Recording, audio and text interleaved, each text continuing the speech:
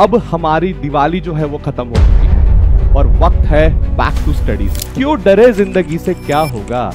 अरे क्यों डरे जिंदगी से क्या होगा? कुछ नहीं होगा तो तजुर्बा होगा। अभी क्या क्या करना बचा है भैया? तो प्रैक्टिकल्स है, उसके बाद आपकी प्रीलिम्स है और आपको इन सभी को क्रैक करने के लिए भैया स्टडी करना बहुत जरूरी है। 7 से 8 घंटा पढ़ना पड़ेगा। सबसे पहले इजी सब्जेक्ट पकड़ो। देखो हार्ड पकड़ोगे तो हो सकता है थोड़ा सा कॉन्फिडेंस डाउन हो जाए, तो सबसे पहले इजी सब्जेक्ट पढ़ो।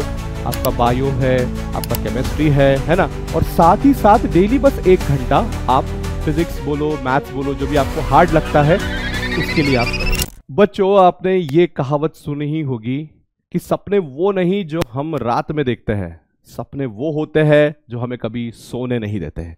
एकदम बराबर बेटा। अब हमारी दिवाली जो है वो खत्म हो चुकी है और वक्त है बैक टू स्टडीज का, और इसलिए मैं आपके लिए लेके आया हूं बेटा 3 month strategy for your reports. Basically आप सब लोगों को पता है कि दिवाली खत्म हो चुकी है। दिवाली में आपने एंजॉय किया, मान लिया, लेकिन दिवाली में मुझे पता है मेरे बच्चे जो है कुछ ना कुछ अपने दिमाग में ये पाते होंगे कि भैया हमारे बोर्ड्स है, और वो ये वही योद्धा है बेटा, वो वही स्टूडेंट्स है जिसका इंतजार हमारी बोर्ड एग्जाम कर रही है। तो इस बोर्ड एग्जाम को क्रैक करना है, सामने बहुत सारी चीजें हैं, क्या क्या करना है, कैसे करना है, सारी चीजें मैं लेके आया हूं। बड़े ही ध्यान से देखना, आपका बोर्ड जो है आराम से क्लियर हो जाएगा, कुछ भी वहां पे ज्यादा एफर्ट्स डालने की जरूरत नहीं। तो भैया क्या क्या करना है? अभी क्या क्या करना बचा है भैया? तो प्रैक्टिकल्स है, उसके बाद आपकी प्रीलिम्स है, और आपको इन सभी को क्रैक करने के लिए भैया स्टडी करना बहुत जरूरी है।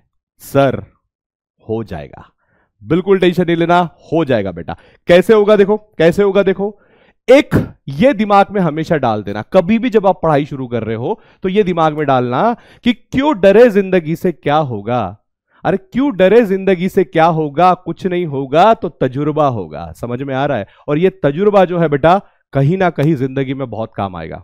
आज नहीं आएगा, कल नहीं आएगा, लेकिन आएगा जरूर, है ना, क्योंकि कोशिश करने वालों की कभी हार नहीं होती। ये बात आप ध्यान में रख के आपकी पढ़ाई स्टार्ट करनी है बेटा। ओके, कैसे करेंगे पढ़ाई स्टार्ट? कैसे करेंगे सर? देखो आज जो है एक हाई डिमांडिंग आपके तरफ से एक्सपेक्टेशंस है।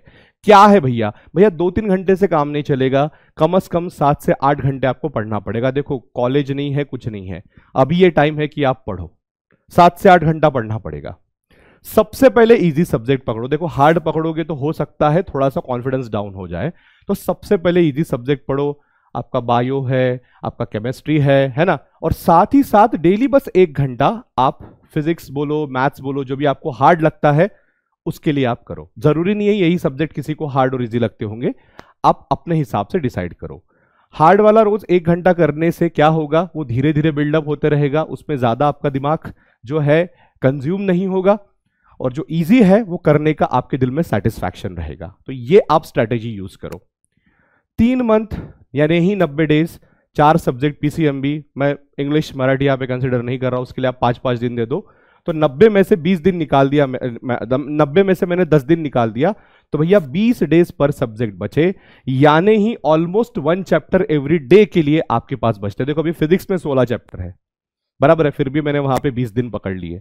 वैसे ही केमिस्ट्री में होंगे, मैथ्स में होंगे, बायो में होंगे, तो भैया हर एक चैप्टर के लिए आपको 1 दिन जो है वो मिल रहा है, बराबर।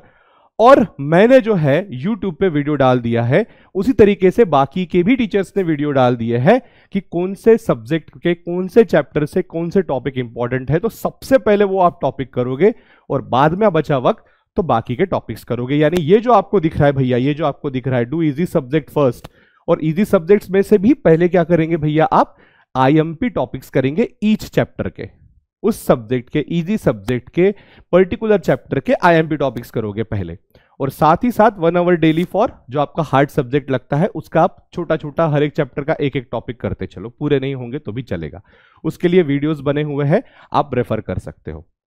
और आखिरी है मैच स्टडी विद प्रीलिम्स। देखो बेटा प्रीलिम्स जब आती है तो आप सब लोग भागते हो, इधर उधर दौड़ते हो कि सर ये प्रीलिम्स में टॉप करना है, वो करना है, वो करना है।